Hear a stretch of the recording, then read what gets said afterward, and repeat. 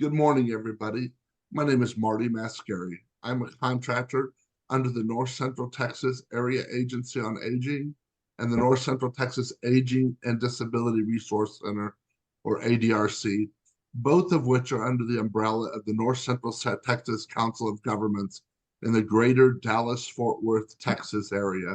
For those of you from abroad, where um, um, we are in Texas. It's my understanding more people know where Texas is than know where the United States is, or at least it used to be that way when J.R. Ewing was on. Yeah. But welcome. We're thrilled to have all of you. But we're thrilled to be here with our partners at Heyman Hogue to talk about the trust administration and executor duties. But before we get started, if we could advance the slides one, and I'll talk about CEUs. For those of you that are interested in or joining us today to get CEUs, we are providing complimentary CEUs for licensed social workers and licensed professional counselors within the state of Texas. Please note that if you have a different license in Texas or you have a license outside of Texas, you're more than welcome to go through the process and get a certificate and submit it to the jurisdiction that you're responsible to. But just note there's nothing I can do to help you if they don't take it. Now, I will tell you that I've had people tell me that they've been able to use the certificates, and I've also had jurisdictions reach out to me for slides before, and in order for them to get more information about what was presented. And so in addition to CEUs, I'm so used to going over this slide, and I'm trying to remember it off the top of my head. Sorry. So in addition to the CEUs, we're also offering certificates of attendance for those of you that are looking for one of those. Today's webinar is worth 1.5 hours of CEU credits. In order to qualify, you must attend the entire live webinar and the Q&A up to the scheduled end time, which is 11:30 this morning, Eastern Standard Time. I'm sorry, Central Standard Time. And so, but you must stay on for the whole time in order to qualify. So if you don't get the, you should get the survey pop up for you as you're closing out of Zoom today. But if you don't, the survey will be also emailed out to you in a follow-up email that will go out tomorrow to all of you. So feel free, if you don't get it today, don't worry, it will come in the email tomorrow, but it should show up as Zoom offering you to take the survey as you close out of Zoom today. The survey will be up until the 8th. And then please give us about 4 weeks after that to get the certificates out to you. Also, Sheila, I'm gonna let you talk about CLEs. Absolutely. Good morning, everyone. We are pleased to be able to offer CLEs for this. And for any attorney, you understand how important that is. Well, this one in particular is very important for you. So I welcome you to, when the presentation is over, please email me your information, Sheila@HeymanHogue.com, which is on there somewhere. Please email that your information, and I will be more than happy to send you the certificate. That it is worth 1.5 hours, like you said, and the Q&A is very, very important with this one. So, well, it is with all of them, but in particular with this one, I think it's going to be very important. So, and along with that, I know we're not on this exactly, but I'm going to go ahead and say this. You know, we always ask you to hold your questions to the end because we have 30 minutes allotted for Q&A, and a lot of times it runs over. Well, please put your questions in the Q&A, not in the chat, because I'm the one monitoring this and trying to make sure that we get to as many people as we possibly can for the attorneys to answer. But if you're putting it in the chat, it's throwing me off. So I'm having to switch back and forth, and it if you knew me, you knew that would be hard for me. So please put them in the Q&A, and then I can get your questions answered. I promise you. So anyway, that's it. So Yes, just make it easier on all of us if you would. You're more than welcome to put comments in the chat, but if you would put anything you're looking for an answer on in the Q&A, that's just so much more efficient for all of us. So please help us that way. So Sheila, I'm going to let you introduce Rex and Susan, if you would. okay. Well, today you have the best of the best here. You have two of our partners.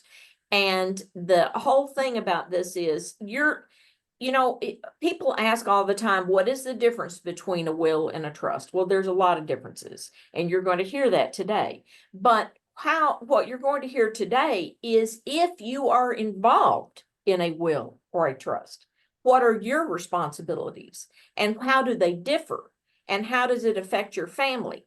And this is going to affect you for helping other people, but also possibly for your own family, because you will be educated and you will understand these terms and you will understand what to do. Susan, who is the head of our trust administration department, can answer any question about this. But before that, she did probate and trust administration. So obviously very well versed on that. Rex they both have more than 20 years experience. And Rex he writes so much of the documents here. So you have to understand he is the top of this. So there's no question that you're going to ask them that they're not going to be able to answer. So I'm very, very glad that they both took time out to be with you today. And without any further ado, here are my bosses, Rex and Susan. Hey, everybody. I always hate it when she challenges the audience with try and stump the lawyer. Please don't accept that challenge. We'll get through this and we'll have a good time doing it. But we'll probably move pretty fast because there's a lot of information here. Holding your questions to the end is a good thing because you might find that we actually cover within the program a lot of the things that you might ask about, but certainly anything we're missing that you guys would like to know about, just put it in that Q&A and we'll do our very best to get to it at the end. But let's get started. I am Susan Barnett. I am one of the partners here at Heyman Hogue, and then we've got Rex, and we're just going to go back and forth a little bit, some of these slides and discuss things. The slide presentation itself is a really good outline for everything. Rex created it, and he's really good at getting lots of specifics in there and a lot of details for you. So feel free to have that as a saved document for yourself later to go back and refresh your memory. So I'm going to give you just a little outline of what we're doing. In the first half of our presentation, we're going to talk about issues that come up in administration. We're going to talk about how property passes on death. We're going to talk in general about estate administration, which includes probate and trust administration. We are going to talk about different trust planning options and what a successor trustee needs to know when one of the trust makers passes. And we're going to talk about tax issues. And then the second half, we're really going to focus in on trust administration. And so that's what you can expect moving forward. And I'll turn it over to Rex to get started. Okay, so our first issue we're going to deal with, first administration dragon is how do you get a substitute signature when you cannot sign your own name? Well, all of state administration revolves around that issue. And because it's a completely different project, it does require a new fee agreement. And before we're finished, I think you'll understand why I took pictures of the live dragon to show you, because this really is something difficult to deal with. Now, there are 5 ways that property passes when a person dies. This is the very first thing we read left to right, joint with right of survivorship. If that's how it passes, it goes directly to an individual beneficiary. If it doesn't pass that way, we ask the next 2 things are is there a beneficiary designation or a POD or TOD? TOD stands for transfer on death. POD passes on death. Texas has a ban in POD, and TOD is what we use. I call this planning by the box because there's a box on the form that says, if something happened to you, where do you want the money to go? Whatever you put in the box is going to dictate the rules. And if you put an individual's name in the box, it's going to pass seemingly directly to a beneficiary. The problem is you can lose control and you blow any tax planning you may have done. If it isn't passed by beneficiary designation or TOD, we ask, is it owned by trust? If so, it passes according to the trust terms. If it isn't owned or controlled by the trust, the only thing left, it's owned individually, it goes through probate, and it's controlled by the will or intestate succession. Now, you can name the trust in the box and pass it according to the trust terms. If we've used a trust-based plan, we use what's called a pour-over will, and through probate, it will pass the assets to the trust so that, again, the trust terms control. You can also name the probate estate in the box. All of these get assets to beneficiaries, but they're not equal in the way they do it. Now, I'm not going to say a lot about probate. I'm going to give you my definition of it. Probate is a lawsuit you file against yourself at your own expense to protect your disgruntled heirs, your creditors, and your future lawsuit predators. As a trustee, who do you owe a duty to? Well, you owe a duty to the beneficiaries. And assets in the trust avoid probate. And if you have a trust-based plan, you want to get as many of the assets out of probate and into the trust as you possibly can. Now, look at the administrative rules of those 5 ways of passing assets. Right of survivorship, beneficiary designations, and TODs all have one common set of rules. In each state where you have owners, survivors, beneficiaries, or where assets are located, you have several laws that might apply. The estates code, the probate code, property code, insurance code, family code. The tax code has special bad tax rules that apply to these ways of passing assets. By the way, you always have to look at case law, banking regulations, and the tax code and the treasury regulations in administration. If it's owned by a trust, you deal with one law, the Texas Trust Code, if it's a Texas trust, and the trust itself. If it's owned by an individual, you're going to go through probate in each state where there's a real property interest, and you'll deal with the probate code, the property code, and the family code. And there could be other laws. Now, as you look at these rules, if it's not obvious to you, the easiest way to do this is through a trust administration. Trust administration for comparable planning is easier than the other ways of passing assets and more certainty of results. So our primary focus today is on trust administration. But generally, all estate administration, everything goes through what I call the estate settlement cost funnel. There are several expenses that come out. The administrative expenses, and when I see this, I think of 3 things. Which rules apply? How many different rules apply? And where do you put your family in this process? Another expense that comes out is probate, then creditors and predators, and finally, taxes. Now, if the estate is large enough to file a Form 706, administration costs are going to increase considerably, and it's going to take a lot more time. But that's a good overview of how estate administration works, regardless of which form of passing assets is involved. Now, trust is a contract that involves 3 parties. The trust maker, they go by other names, they make up the rules of the game. They determine who the current and successor trustees are. They determine the current and successor beneficiaries. The trustee manages the trust assets and they hold legal title. That's important because the fact that the trustee holds title means that third parties can't refuse to deal with them. They manage the assets according to the rules the trust maker created, and they manage it solely for the benefit of the beneficiaries. They owe a fiduciary duty to the beneficiaries. And by the way, fiduciary duty is the highest duty that our law recognizes that one person owes another.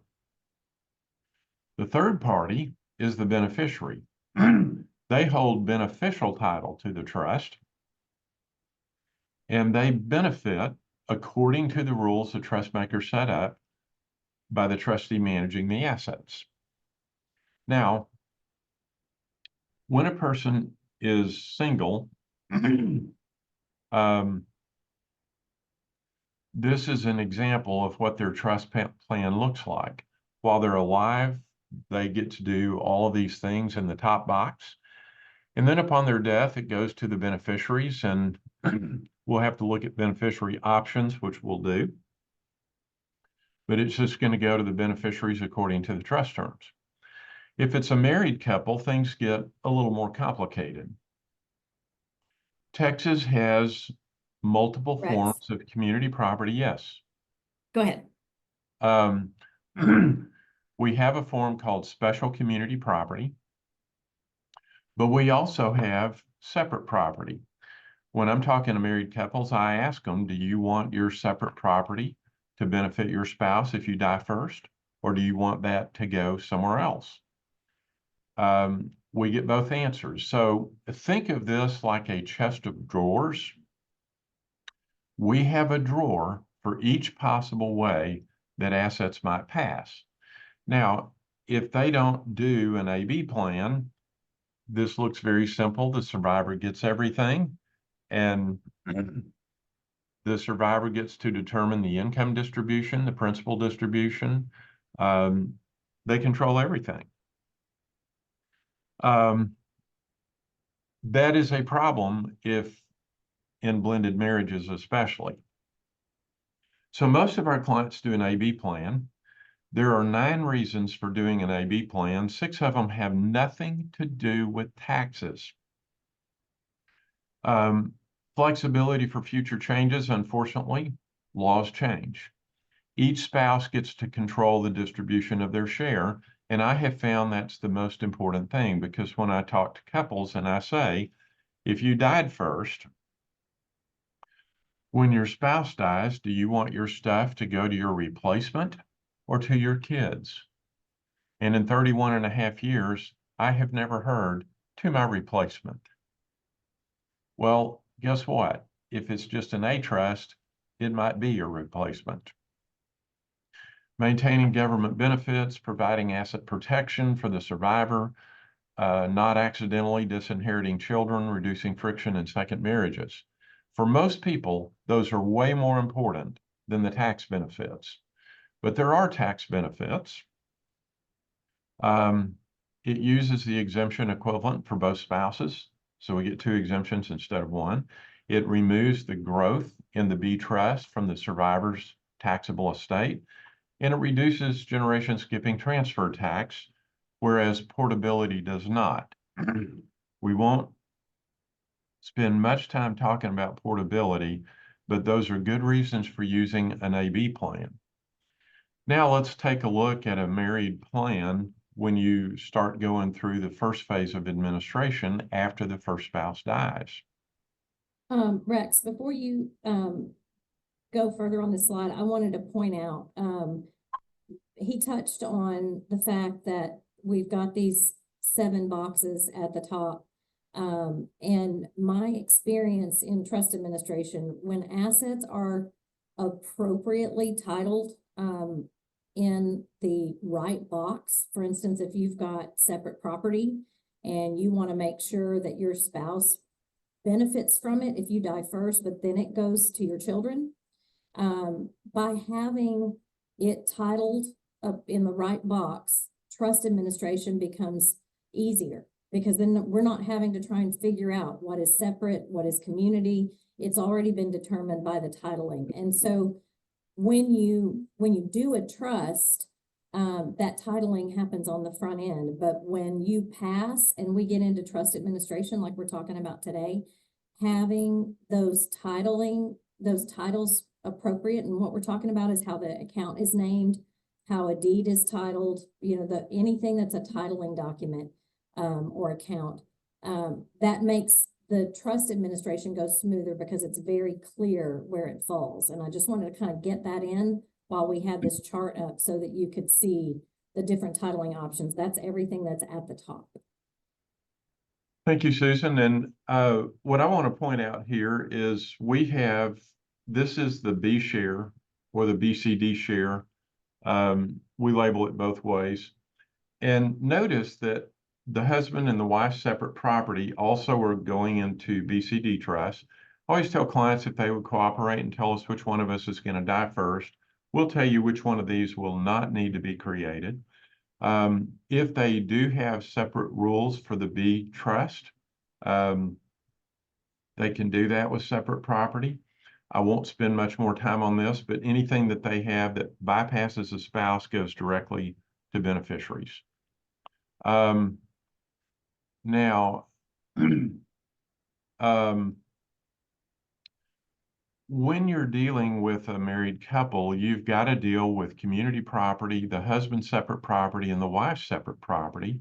Most of the time, they're wanting to take care of each other while they're alive. We're assuming that the ABB, with an AB plan, the survivor benefits from both the A plan and the B plan. The B share goes to the first decedent's beneficiaries upon death, and it prevents disinheriting children. Again, I'm going over some of the reasons for doing it, but it can also avoid capital gains taxes on the death of both spouses. And when one spouse dies, the separate assets, you separate assets for multiple purposes. So, Susan, I'm going to pick it up at this point. Yeah, go ahead, Rex. No, go ahead. Yeah. So we start the administration process. If we're talking about an AB trust, we're talking about when the first spouse dies. So one of the things that you need to know is when someone dies, whether it's the first spouse or the second spouse, or if it's a single person, there's work to be done. And that process really depends how complicated it is, really is based on what kind of assets are in the trust. And then if there's some unusual rules in the trust that can make it a little bit more complicated process, but it's all in what was set up to start with. So when we get started on that process, one of the first things we have to have is date of death values. And depending on the type of asset, there's different ways to get that. It can be on a checking account. It's pretty easy to figure out the date of death value by looking at a statement because it usually lines out the daily balances. But on investment accounts, we have to request it. We have to request it from the financial institution and tell them that we want a step up in basis, which means the value at date of death and recording that in such a way that the IRS knows we've now got a new base value for capital gains purposes, which usually works in our client's favor. If there is going to be an estate tax, then we look at the alternate valuation date, which is 6 months after date of death. That's very rare right now because the exemption amount for estate taxes right now is so high, it's over $13 million. And that means that it's very rare that we have estates that are going to actually be paying an estate tax. But then we have to divide the assets between the A and the B trusts or shares. And then there may be, if there's a single person or it's the second to die, then there may be dividing assets among individual beneficiaries or activating their beneficiary trusts. So when we look at the deceased's separate property one, if they've got assets that are titled there, then that's going to mean that that while the surviving spouse is alive, that surviving spouse is still going to benefit from those assets. So let's say you've got a piece of rental property that you owned prior to marriage or you inherited and it's your separate property, then the income off that rental property is going to go to the surviving spouse for their remaining lifetime. Also, they've got the availability of the principal for health, education, and maintenance. And so if they're needing it, they can get into the principal. And then there are options on what happens if the surviving spouse gets remarried. And we talk about those when we're designing the plan. But those rules, whatever was set up at the time that the plan was designed, is what the surviving spouse has to follow. After the surviving spouse passes, then it's all going to go to the first deceased spouse's beneficiary by the trust terms. So you've protected, and this is so critical in blended families, because sometimes we've got stepkids that could easily get cut out, and this protects them in that scenario. But it also, if you're a family with all joint children, it also protects your children at that point. We don't have a new spouse that has come in and can get hold of those assets. Now, the deceased spouse separate property trust is where, when the first spouse dies, everything is going to go directly to that spouse's beneficiaries according to the trust terms. And so it bypasses the spouse. And that happens.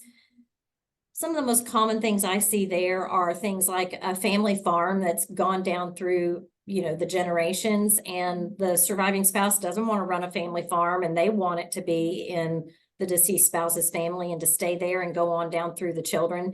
And so it just bypasses the surviving spouse, and the children or whoever the next beneficiaries are, who are the beneficiaries of this particular subtrust, will get it directly. And so then that gets funded upon the first spouse's death and is taken out of, is not going to stay in the B trust. And then Rex, I think that you've got this one. Okay, so there are various beneficiary options. We have basically 5 different ways of doing it. And I say we, just generally, there's 5 ways of doing it. You could do outright distributions. The beneficiary controls it, but they don't get any protection from lawsuits, bankruptcy, or divorce. We could do a payout trust. That limits protection on the trustee controlled portion for a limited amount of time. The beneficiary controlled portion, there's no protection from lawsuits, bankruptcy, or divorce. A convenience trust gives the beneficiary control. It does offer some limited protection. It protects against guardianship and probate, but it's not going to protect against lawsuits and bankruptcy and divorce. Another way that, and you can see that creditors can go right through that type of planning. But it's a little bit different when we do heritage trust or ancestral trust. The heritage trust is a tool that protects the beneficiary, can protect them from their own bad money management.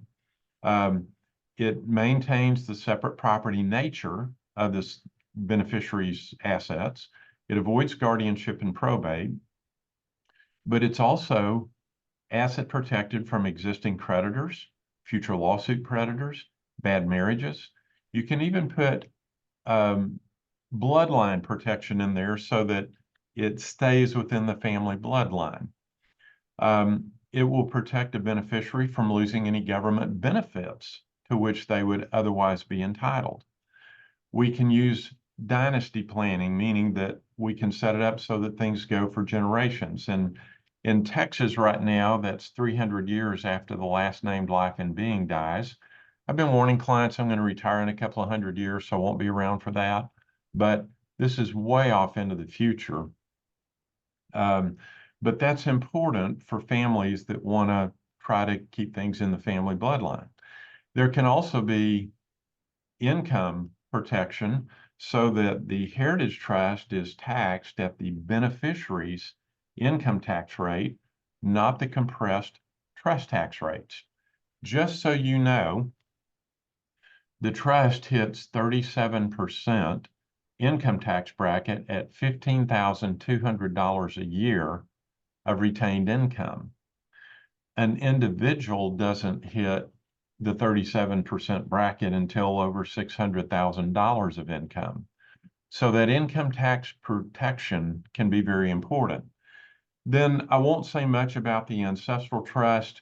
It's for our much larger clients, but it's like what the Rockefeller family did. They set it up in an income-only trust, and the beneficiaries can't take it out.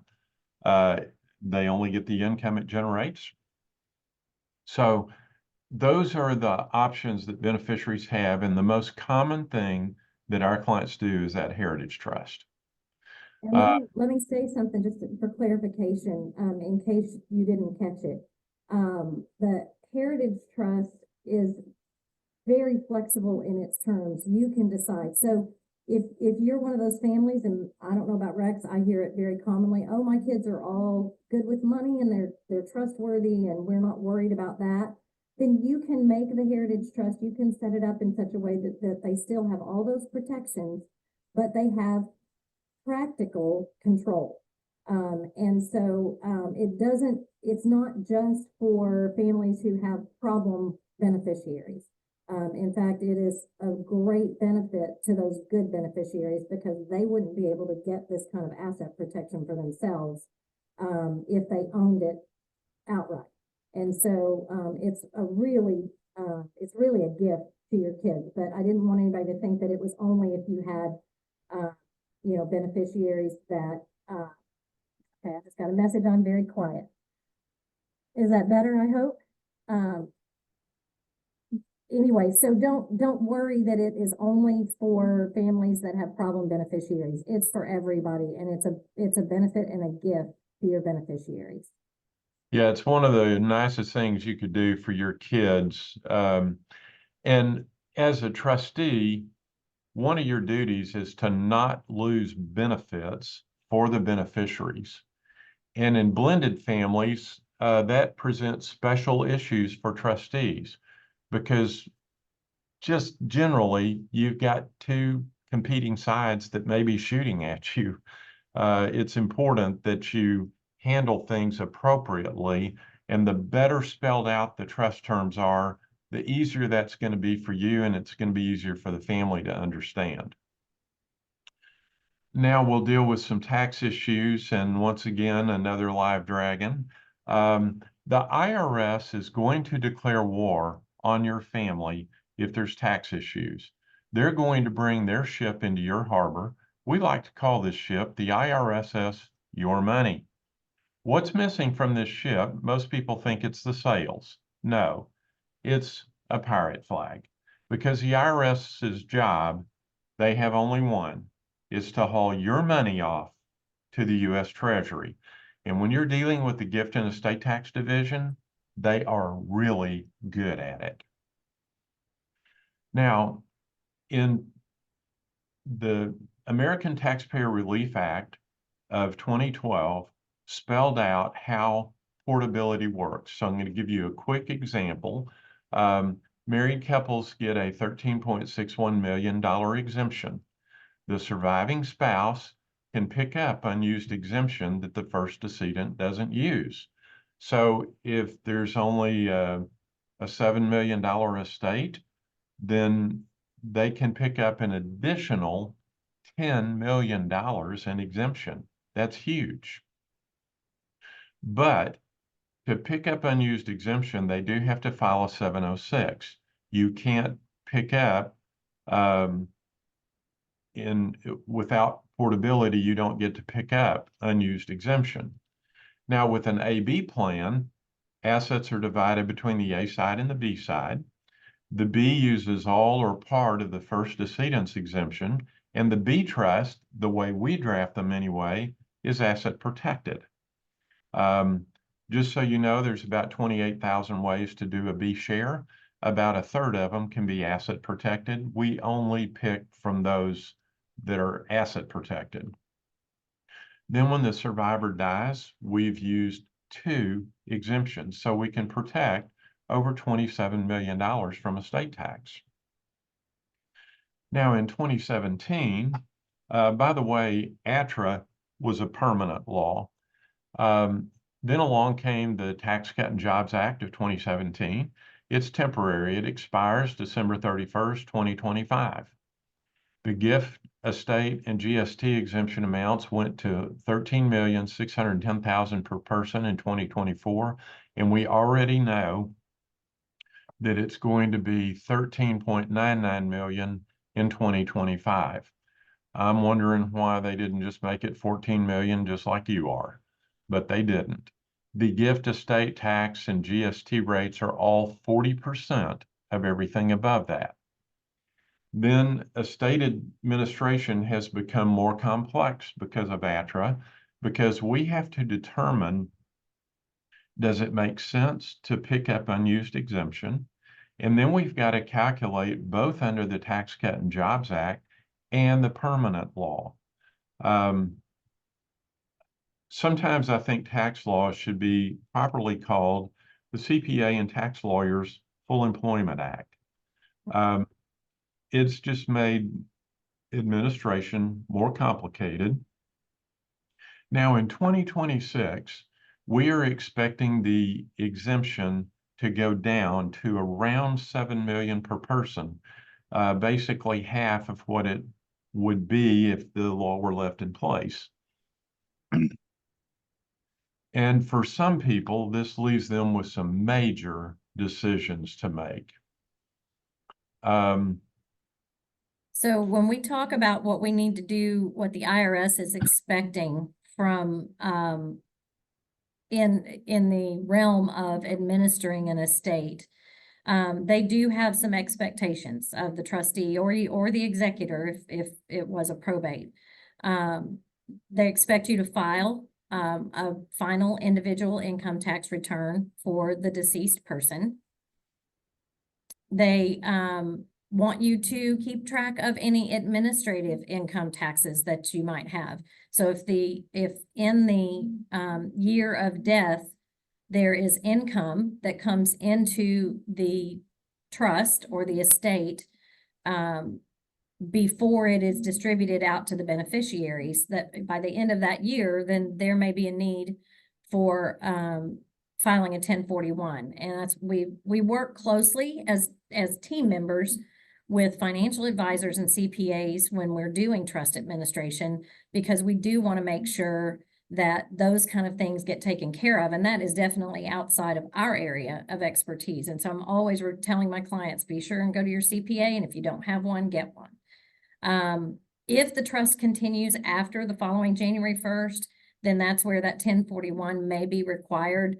I've heard CPAs say different things. I've had some CPAs that will say, well, if there's no income, then if it was all distributed to beneficiaries, and so that they've got the income and are going to bear the income tax burden, then you don't have to file a 1041. But I've had other CPAs that say, no, you still have to file a no tax return, and so, or a zero tax return. So that's, again, I defer to them. And if it's a family CPA that's been working with them for a long time, even better, because they know the full situation. If you've got an estate that is over that very high right now exemption amount, then you want to consider the alternate valuation date, the value at 6 months. But that's something that we get to a little bit later in the process. If there is an estate tax return that is due, it's because there's going to be a tax, then it's due 9 months after date of death.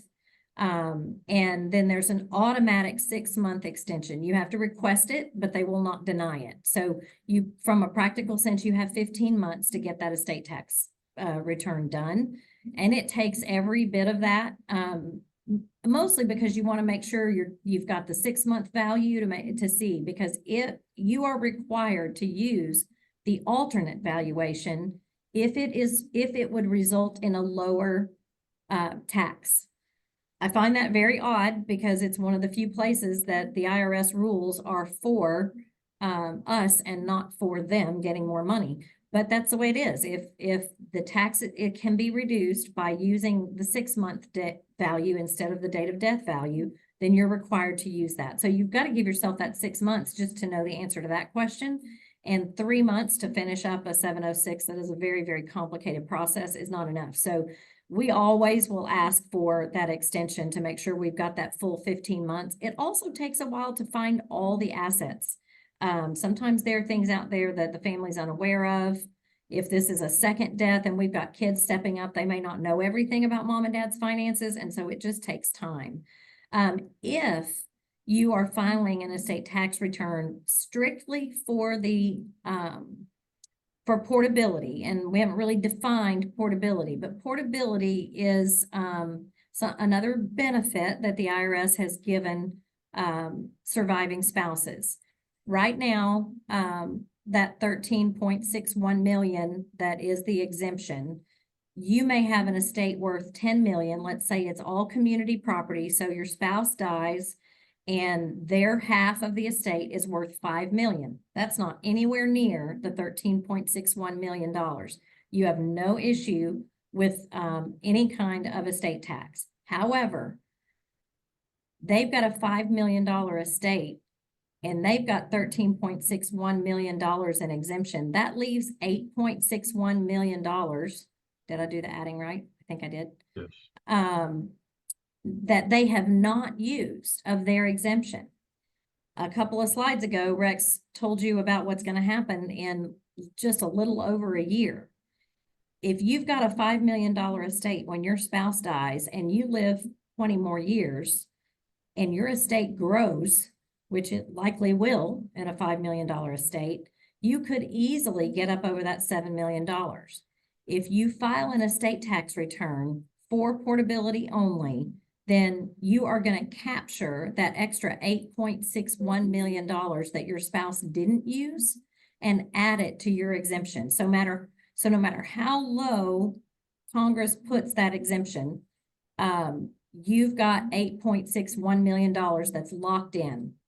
And that can make a huge difference. This is what we do very commonly. And I do a lot of these 706s, but I've yet to do one where a tax was owed because the exemption is so high. But lots of people are realizing the literal value of that unused exemption and grabbing it for the surviving spouse. And so we do that a lot. If that's the case, you're not going to be using that alternate valuation date because there is no tax due. And so you use the date of death values. But in that process, whether we're doing it because there's an estate tax or because we're doing it for portability, we do have to inventory all the assets and get appraisals of anything that's worth $3,000 or more. There's a really good reason for that. Not just because the IRS requires it, but also you get an adjusted basis that usually is what we call a step up because property generally increases in value over time. And so that's also a huge benefit to getting all those appraisals, because then you've got the evidence of what the asset was worth at the time your spouse died. And if you go and sell it, you get to start with that value instead of the value that it was purchased at. And usually that's going to translate into lower capital gains and sometimes eliminates them altogether. So asset appraisals are going to be required for real estate, mineral interest, business interest, annuities, all kinds of assets, anything really over the value of $3,000. It's not just any appraiser. It's got to be a certified appraiser of the type of asset that you are having appraised. So if you're thinking of going and calling your next door neighbor who's a realtor and getting them to do comps for you, that's not going to stand up to for the IRS, and neither is your appraisal district appraisal. That's not, I mean, if you use it, you're stuck with it, and that's usually not, and that's not something that the IRS will recognize. The estate tax return is really a tax return that is more legal issues than accounting issues. And so that's why we do 706s. We always have a CPA involved. We don't have all those programs and things, and we want a CPA to run the numbers and make sure we've got that piece of it right. But they are literally doing what we tell them to do, and they are putting on there what we tell them to put on there, because there's a lot of questions on there that are legal questions. If a CPA signs a 706, the estate is far more likely to be audited by the IRS, because CPAs are not lawyers. And in some of those decisions, if the CPA is making them, they are practicing law and they don't have a law license. And so we work together as attorneys and CPAs, but we end up with our lawyers signing off. And right now, and until he is dead, Rex will be signing all of our 706s, because he's had some experience with the IRS and his name is recognized by them and respected. And that makes a difference. But he's going to give you a little bit of an explanation of why it is so important, or why he knows it's so important that an attorney does it instead of a CPA. Yeah, I had a guy I met some years ago and we became good friends. He was the head of the Gift and Estate Tax Division in the Los Angeles office of the IRS. And he said that they had a rule: if a CPA signed the return, automatic audit. And he said in 20 years, they never lost an audit to a CPA. And they said it's very simple. Everyone who works in the Gift and Estate Tax Division is a lawyer. They have no respect for people who are practicing law without a license. He said it's more expensive for the IRS to go after when an attorney signed it, because attorneys can hit back and they don't have a certain victory. They know they're going to win on the CPA. So that's why we work together with CPAs. And I could share more, but Susan, we are starting to get a time crunch. So Okay. All right. back to it. All right. So when we get going with the trust administration, we're going to talk about first steps. We're going to talk about general trustee duties and specific duties, and then some special issues about working with professionals and beneficiaries and trustee liability. So there's 3 general categories of duties for successor trustees. You've got to handle the assets, whatever they are. You've got to pay debts, expenses, and taxes. But don't do that before you talk to a lawyer. And remember that or know that there are not any debts that have to be paid with life insurance proceeds. Those are protected assets, and you don't want to use that to pay off debts. And then the third thing is making distributions to beneficiaries that are named in the trust document according to the trust instructions. The trust is the law for the trustee. So there's a number of sources of authority and powers. First, there's the trust code, the property code, the finance code, the Internal Revenue Code, and the Treasury regs, and case law. Then there are specific trustee powers in the trust itself. And then there's standard of proof and legal presumptions. And won't spend a lot of time on that, but a fiduciary duty is the highest duty that our law recognizes that one person owes another.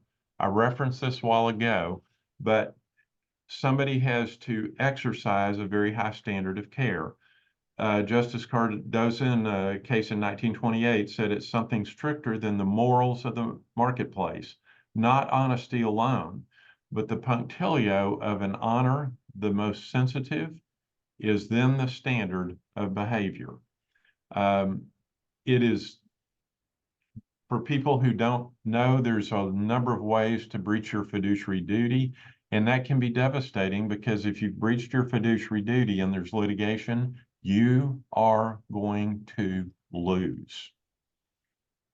Now, trustees are not the only fiduciaries. Agents under a power of attorney are, but there's several sets of rules to follow, but rarely do the agents actually know that. The executor, for a probate estate under the property code and the family code, an attorney usually informs them of their duty. The trustees operate under the trust code, and then surviving spouses are fiduciaries. In fact, even spouses while they're alive are fiduciaries for each other. All fiduciaries can be sued for several things we're going to discuss. But again, we're going to focus on trustees. Trustees have fewer rules, and the rules are clearer. But the trustee is a fiduciary. They owe the highest duty our law recognizes to a beneficiary. And that duty is according to the trust terms. And the interest of the beneficiary has to come first. In our trustee manual, we've identified 27 specific identifiable duties of the trustee. And it's a whole lot easier to avoid breaking the rules when you know what they are. The trustee does have to learn and apply those rules. So when you accept the position of a trustee, you're signing up for pretty significant duties. You don't realize that necessarily when you're becoming an executor or an agent under a power of attorney. So how do you access assets? That's always the first thing that clients are worried about. So first, you're going to have to provide third parties, like a bank or maybe a brokerage institution or something like that, that you have the authority to act.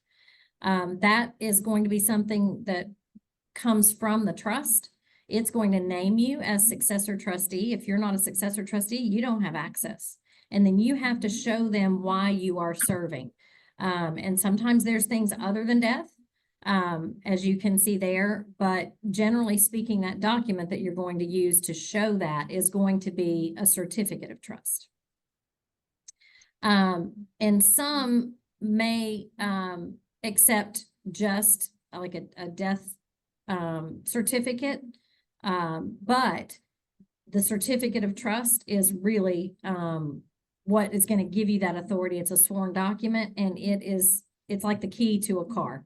You've got a car, it's ready to go, but nobody can drive it until they've got a key, and that's what the certificate of trust is. When a trust maker dies, we've got a little 911 section in our binders, but the first thing you need to do is contact the attorney or an attorney that can do trust administration. It's good to go back to the attorney that drafted the trust because they're going to be most familiar with the terms in it, but you're never locked into that. There are a lot of attorneys that will do estate planning, but don't do the trust administration. So I end up administering other people's trusts on a fairly frequent basis.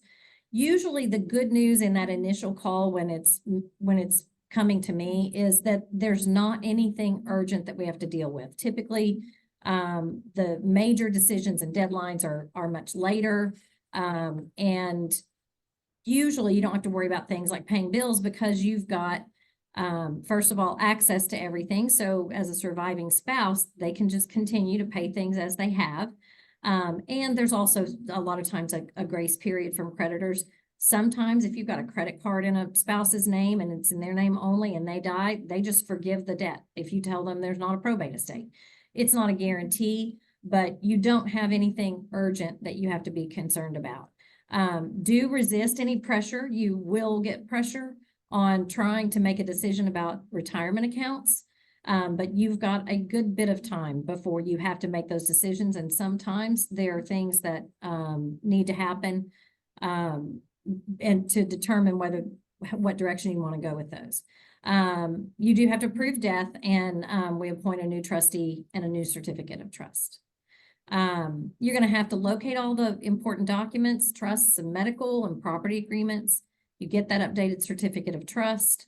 And then some next steps are determined based on whether you got incapacitated or deceased trust maker.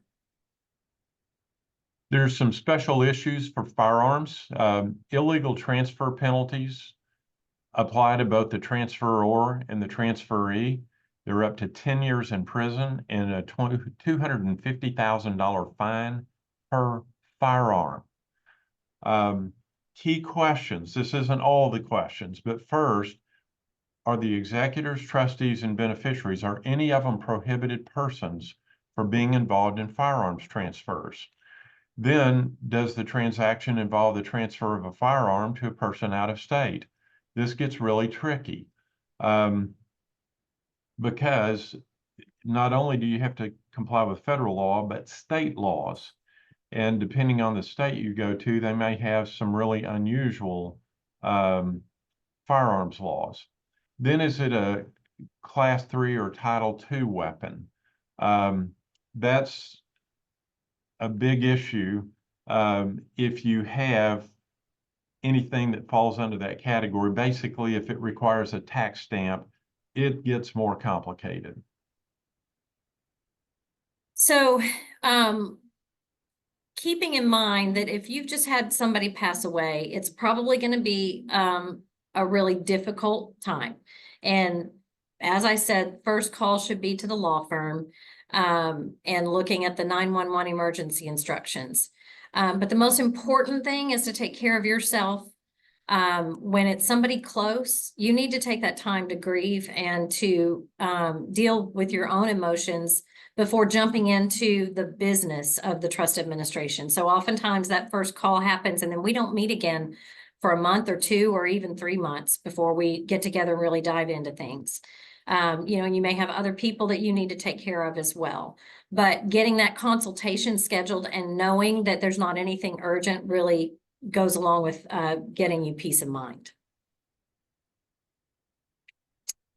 Some of the things that one of the big things we like to do is a family meeting. I love when I can meet with the family. Sometimes it happens right off the bat because they're close and everybody's involved. Sometimes it's something we have to offer a little bit later in the process, but it gives the opportunity for me to explain the trust and go over the basics, answer questions, real importantly, set expectations so that they know that this is a process and it doesn't all happen immediately.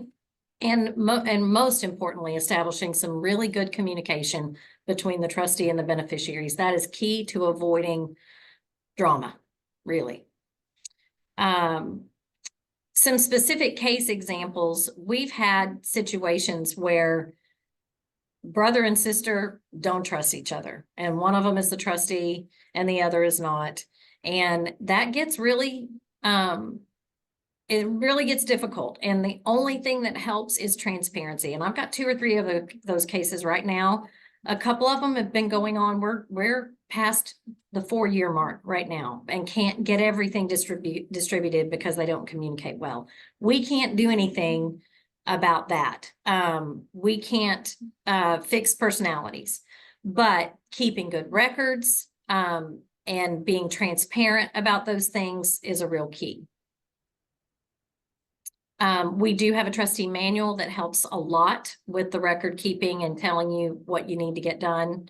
When you're working with professionals, Rex? Sorry. Okay. Yeah, when you're working with professionals, you are going to continue to invest assets. You have a duty to make them productive, and you can certainly hire financial advisors and people to help you with that. Make sure they help you understand fees and make sure that they know what the communication protocols are with yourself and potentially beneficiaries and other professionals. Now, generally, beneficiaries do have rights. They have the right to receive a copy of the entire trust. They have a right to be notified of major events, including you taking over as trustee. And believe it or not, those 2 areas are sometimes problem areas. I don't want to give my brother a copy of the trust for whatever reason. Well, I tell people when you're a trustee, it's like being in the Marines. Thou hast not to like it, thou just has to do it. You've got to give them a copy. You need changes in trustees, how that happens. They have the right to be informed about trust assets. And I've had families fight over this. I don't want to show him the real estate contract where we're going to sell. Doesn't matter what you like. Periodic inventory. You've got to provide information and upon request and accounting for transactions, income, and expenses. And you've got to provide for timely distributions as the trust terms dictate. You can't go avoid that stuff because if you do, you're going to be liable. Now, what can go wrong when you have a trust? Well, the trustee, like the driver of a car, is obligated to follow the rules of the road. They're obligated to follow the trust terms and what the trust code requires and the Internal Revenue Code, Treasury regs. They're responsible also to courts if for some reason this does wind up even touching a court case. They can be liable for failure to carry out duties properly, for violating the rights of beneficiaries, for losing benefits for beneficiaries. Saw a case just within the past couple of weeks where unfortunately the financial advisor told them how to do something and there was this great benefit they just completely bypassed. Well, guess what? Not only is the financial advisor potentially liable, so is the trustee, because they should have been talking to an attorney and a CPA as well. Trusts are administered outside of the court. That's generally a good thing. However, it can be a bad thing. If people think they can just ignore the rules because they don't have to go to court, but if they do go to court, they're going to be accountable to the judge if there is any litigation involving the trust. And it's a lot of people to be responsible to. So the first line of defense for a trustee is getting someone who understands trust administration. There are, again, a lot of firms out there that they do a good job on planning, but they don't do trust administration. Get a firm that is familiar with trust administration.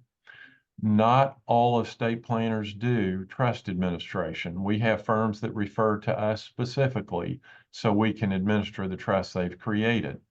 You've got to follow the trust terms. You've got to follow what the trust says, not what you think is intended or what you want. And I told people after you've done trust administration, you realize that, after going through law school and passing the bar exam, we did it the hard way. We didn't realize that beneficiaries become lawyers once they read mom and dad's trust, or at least they think they're lawyers. You can't be selective about what you carry out. I've had cases where that's come up. The second line of defense is how you carry out the terms. It's not just that you do them, but you need to be thorough, you need to follow through, you need to be precise. Once you accept the job, you can't get out of problems by resigning. I tell trustees, you can resign, but you can't quit until there is a replacement in place and able to act. You will have to provide a final accounting. And that's a two-edged sword. It can be your defense if there's a question later, but your failure to provide it can be proof that you didn't do the job right. What were you trying to hide? That's how a jury's going to see it in all likelihood. The two most common reasons for trustees to be sued are breach of fiduciary duty and self-dealing. And we don't generally share our trustee manual with other firms, but it is something that can be, it's discoverable if they demand it, but it's designed as a guide to help our trustees do the job correctly and avoid breaching their fiduciary duty. But another one is self-dealing. I'll give you an example of self-dealing. I had a case a number of years ago where my client finally decided to sell the car she wasn't driving. She was just letting family members drive it in case they had to go to the grocery store. Well, she had her kids as trustees and said, yeah, let's go ahead and sell the car. So one kid goes out and he gets 3 bids on the car. And one of the brothers says, hey, I want to buy it. I'll pay you the amount of the lowest bid. No, that's self-dealing. It's a breach of fiduciary duty if the other trustees allow it. Unfortunately, brother was going to be very unhappy about that. But those are things that you have to watch for. The third line of defense is how you protect information and assets. It's important that you keep good records. It's important that you not put stuff up on the internet. You need proper computer backups. You need strong passwords. If somebody else can figure out your password easily, that could be a problem, especially if you've got a beneficiary out there who wants to help themselves to assets and they know, oh, he always uses this password or she always has 3 or 4 passwords and they know what they are. That could be a real problem. Learn what options might be available to you that you need to exercise. Have a plan for someone else to have access to assets if something happens to you. If you're a trustee, you better have your own estate plan in place. If you don't and something happens, your estate can be held liable for whatever that costs the trust or the estate as far as that goes. And you need to plan your affairs since you're now responsible. Now, you may be wondering, what am I getting into?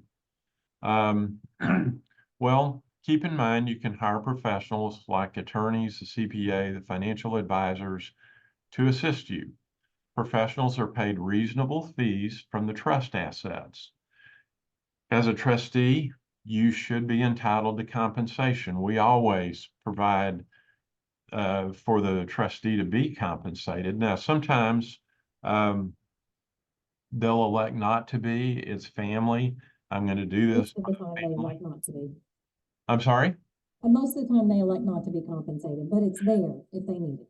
Yes. And sometimes I've seen this come up. Well, we need to compensate Joe. He did a lot of hard work, but if Joe takes a fee for it, that's income taxable. What if we just gave Joe a little extra? That's an easy way to resolve it that doesn't create a tax problem. We do offer a free initial consultation with the successor trustee. And after death, we're not dealing with some issues. We're primarily dealing with the we're not dealing with trust maker asset protection and advanced estate tax planning in this. Just be aware that when you have those things, this is more complicated and it's all the more important that you work with professionals. Heritage trusts and other forms of beneficiary asset protection. Those are part of the trust terms. It is important that you understand how they work and why you don't want to just go give a beneficiary an asset. You want to do it so that they're the beneficiary of the trust so they have the protections. Retirement plan trusts, those get very tricky, especially under the Secure Act of 2020. And we use retirement plan trusts a lot. They're similar, but they're not identical. So you want to keep in mind, really, that if you, as a trustee, act honestly and you use your common sense, you're probably going to be okay. So It sounds like a lot to know, but as I always tell my clients, I'm here to do the heavy lifting and glad to help in anything I can. So we hope that you find that the trust administration and the trustee manual, our talk today and the manual, if you have got it or need it, can help you carry out the important responsibilities of honoring the wishes of the trust maker, because that's really your bottom line, is doing whatever the trust maker set out in the trust that they want you to do. We appreciate you guys listening today, and I know we've still got a little bit of time for question and answers, so. Susan, I do want to make clear that we cannot give the trustee manual out unless you are actually serving as a trustee.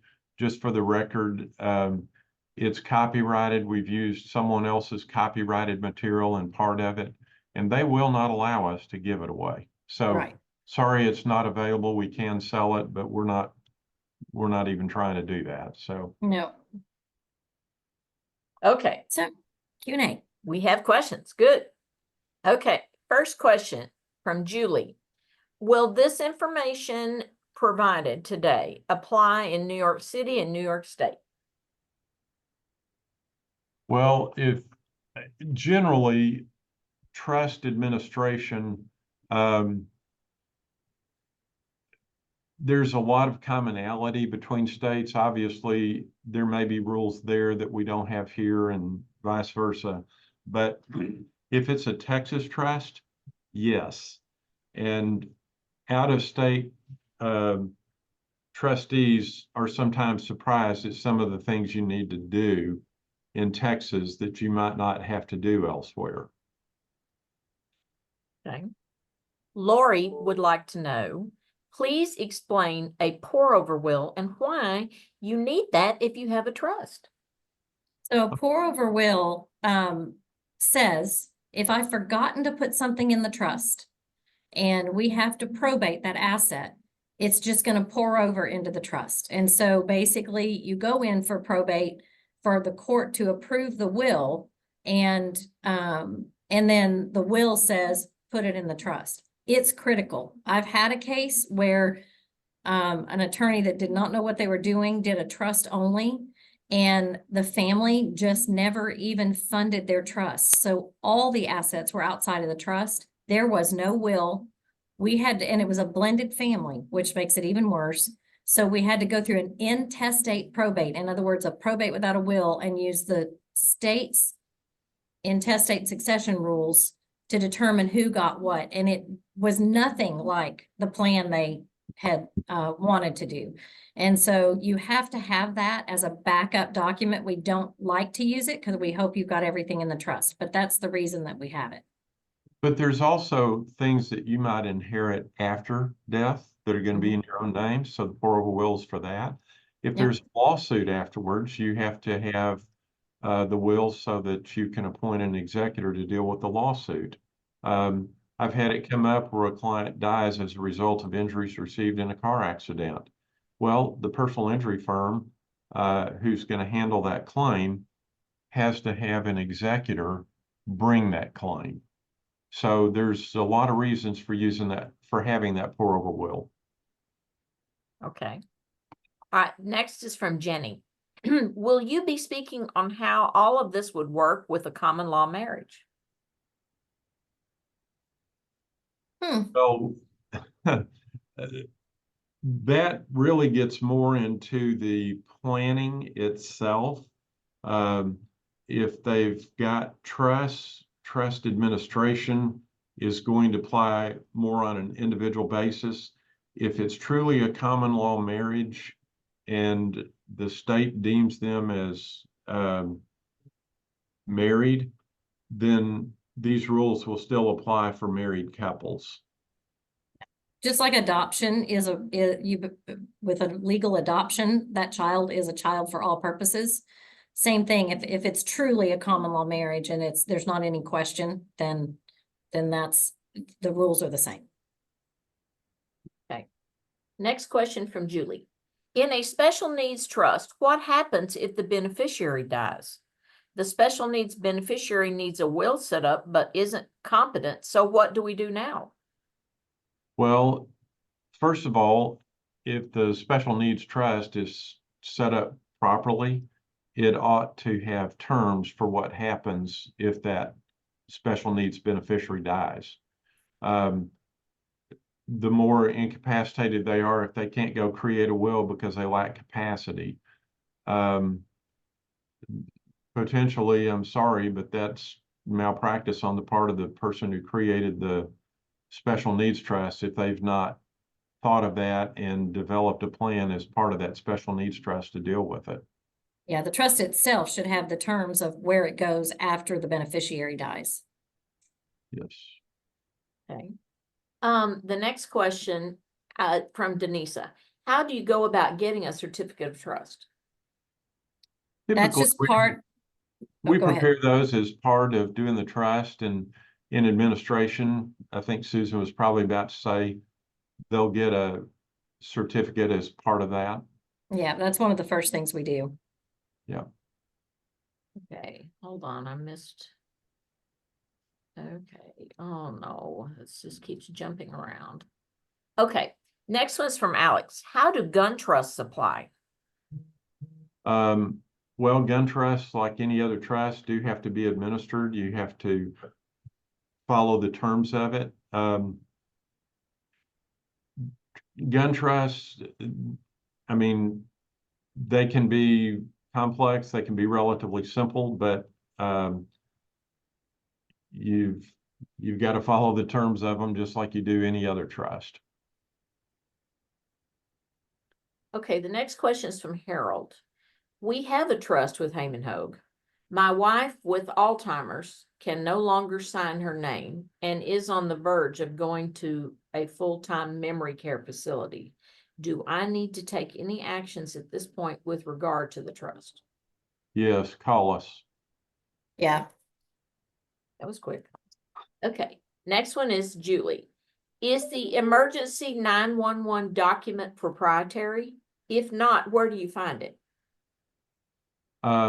We have a big fat red tab labeled 911, and we've developed emergency instructions.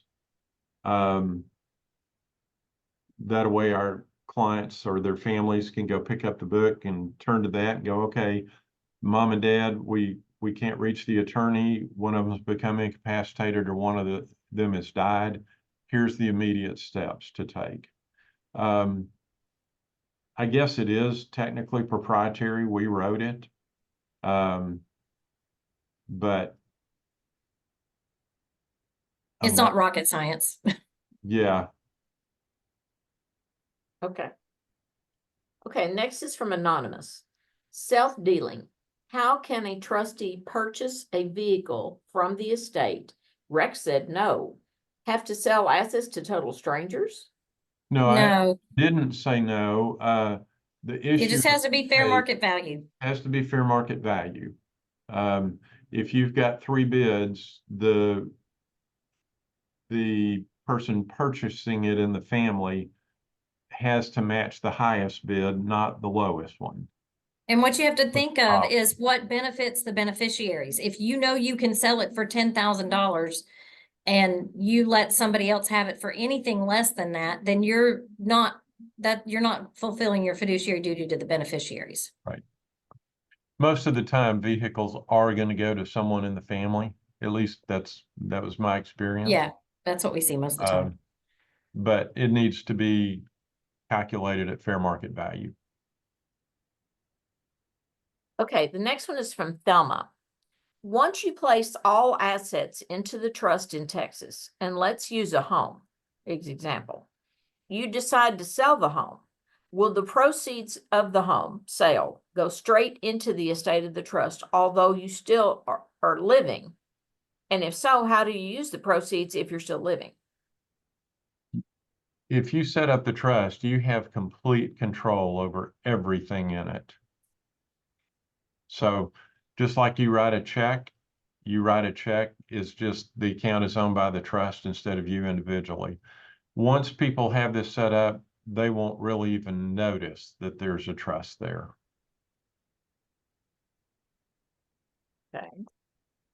All right, I'm answering something that I can answer myself. Okay, now let's see. I am, this is from Ron. I am the trustee for my parents' trust, and the trust hasn't been sent to me since it was created 25 years ago. Can you recommend a trust administration lawyer in Ohio where the trust was created? We do have contacts in Ohio. If they would get in touch with us, we can send you one of our colleagues. We've got a number of colleagues in Ohio. Okay. This is anonymous. When purchasing a home as an unmarried person, after purchasing the home, you get married.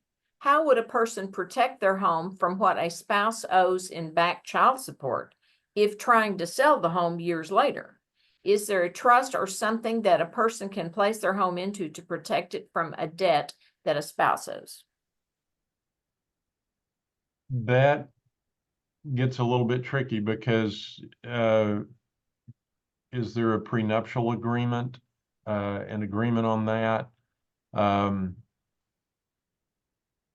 mean, it's separate property, It is separate property, yeah. and so there's some protection there. But it maybe having a good estate plan that really identifies it that way is probably your best option. Yeah, doing nothing, nobody really knows what the rules are going to be because it depends on who prevails in court. But doing planning, you can determine what the result's going to be. Okay, Janelle wants to know, who is the trust protector? The way we do it, if clients allow us to appoint a trust protector, we will appoint one who is familiar with the legal issues involved and why a trust protector is needed. They agree to serve for a limited period of time. We're going to pick somebody who will do what the family wants. The law allows you to use trustees or beneficiaries, but either one of those is going to cause you to lose benefits that would otherwise be available. And the trust protector is somebody, for those that don't know, somebody that can step in and take care of things that normally you would have to go to court for.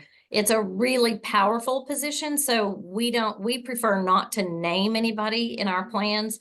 We will most often name ourselves as an appointer, and then that way, if an issue comes up and we're made aware of it, then we can appoint the appropriate professional just for that limited purpose. But it's a really great thing. Texas is very good about acknowledging the power of a trust protector, so it's a really good thing to have in there. It's just if you name somebody and they have that power all the way through, it's an awful lot of power, and it might not be the right person for the job. Yeah, and the real reason we use trust protectors, they are designed to protect against things we cannot possibly predict at the time of planning, like changes in the tax law, changes in family situations, stuff like that. Okay, Can anonymous would like to know. Oh, go ahead, can I Marty. jump in real here? We're getting very, very close to Yes, yes. 11:30, so I really would like to go over the CEUs real quick for those people that have obligations and have to get off.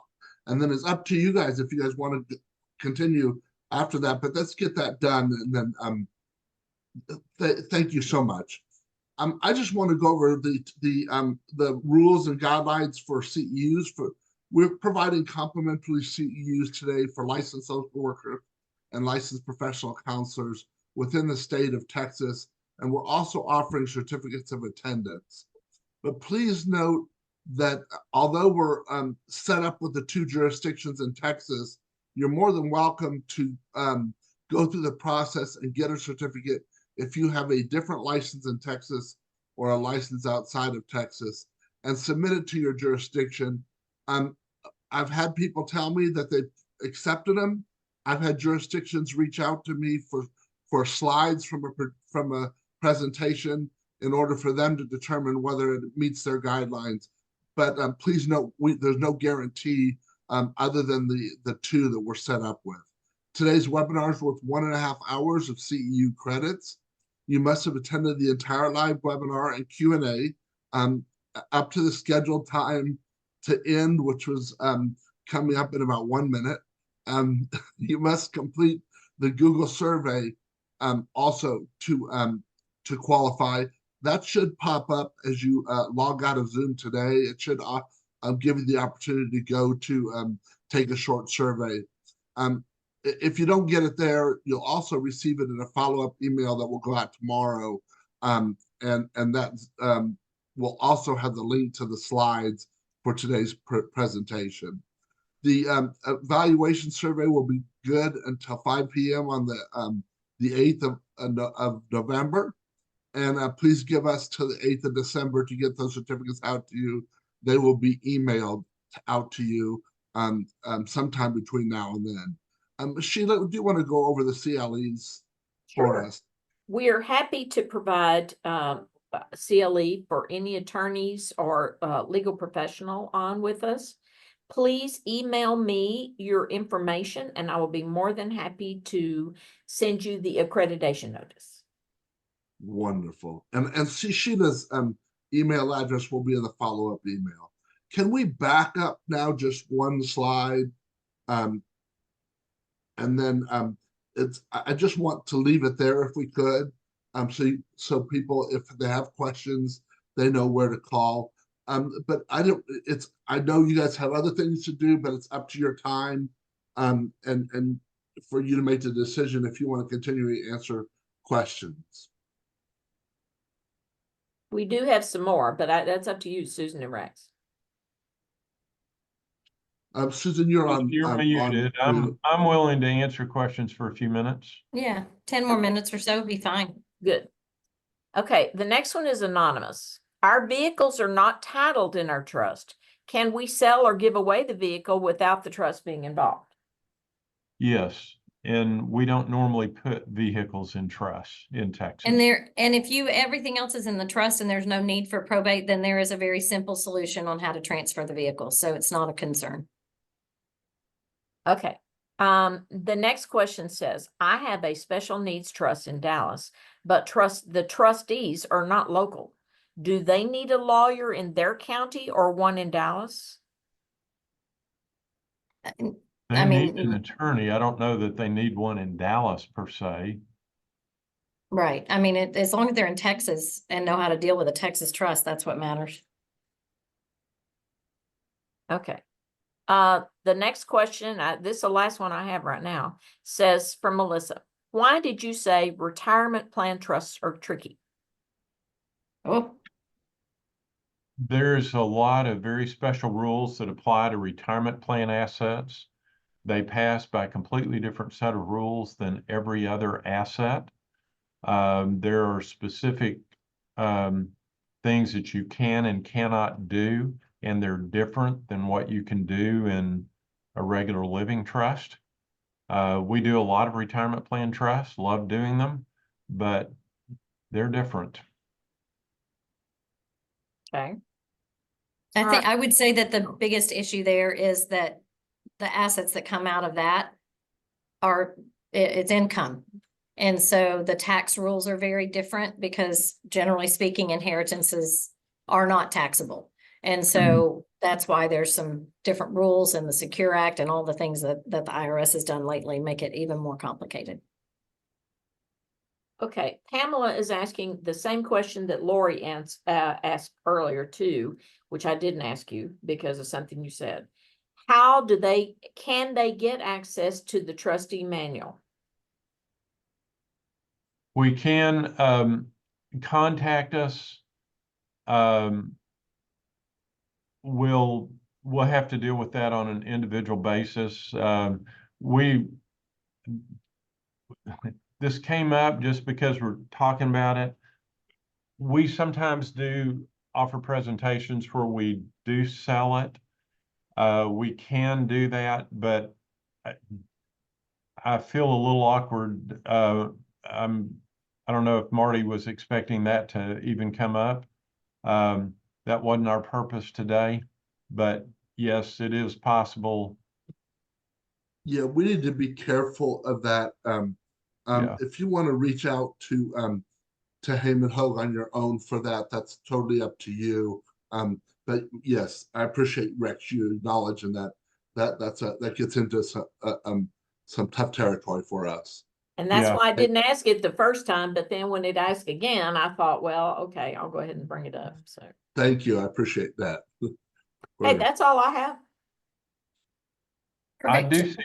I do see one in the chat. Um, Oh, okay. what is the ballpark cost of a special needs trust? Um, I can tell you that typically it depends on whether we're doing it as part of a trust that will kick in at death, um, or whether it's a separate standalone trust. Um, Generally, standalone trusts are going to start at around $4,500.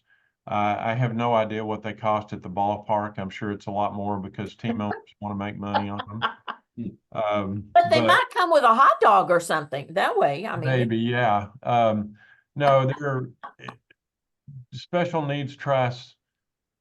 There's a lot to doing them, though we can do them as part of our normal trust for less than doing a standalone one, but the normal one is to kick in at death.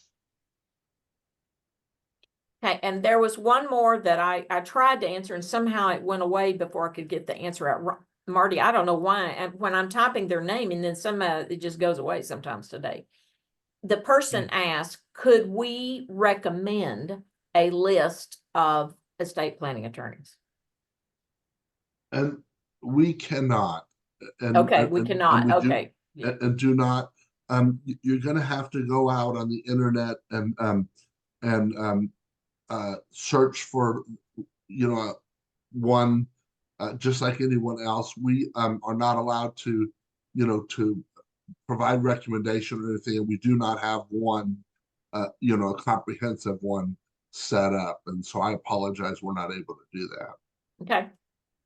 And I apologize to whoever asked that because I was trying to answer you and somehow it just disappeared. So I don't know what happened. But. Okay. There's another question just popped up. If your parents have a trust and the attorney only put one property in it, but mistakenly left out two, what can you do? It depends. If your parents are still alive and, oh, they are both deceased. Okay. Then you're probably going to have to go through probate to get it into the trust. There might be other options, but doubtful, especially if we're talking about real estate. Yeah, and if there's not a will, then you get back into that intestate Yeah, that you were talking about earlier. Is that correct, Susan? yeah, and it's still a probate. It's just, so you just went through probate, then as whoever the executor is or the administrator should be able to sign transfer deeds to get it into the trust, an executor's deed or an administrator's deed to get it into the trust. And the attorney that did the probate should be able to help you with that. Well, very good. Well, thank you all so very much. Thank you for being so generous with your time, Rex and Susan and Sheila as well, in taking the extra questions. Thank you, Marty. Thank you guys for joining us. It was great information. We certainly appreciate it, and we're hoping to put one on next month. We're still working on a potential topic. Look forward to that, and look forward to the follow-up email that will go out tomorrow. Thank you. Okay. Thank you. Don't eat too much candy. Yeah, Susan, I just wanted to say real quick, Susan, and this, it just appeared that as you lean back in your chair, for some reason the sound dropped off really quickly. I know. Okay. Really quickly. So I'm sorry. I wish I'd realized that before we got started.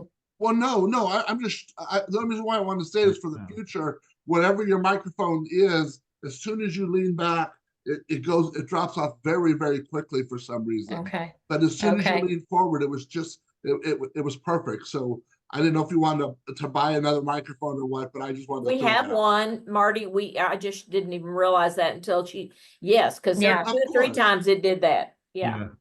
Of course. Sorry about that. It wasn't a problem because we could still understand what you were saying. It was just very, very, very light. Really So quiet. it really wasn't that big of a problem. But Okay, thank you good. all, thank you all so very much. We certainly appreciate it, and you all have a wonderful, wonderful day.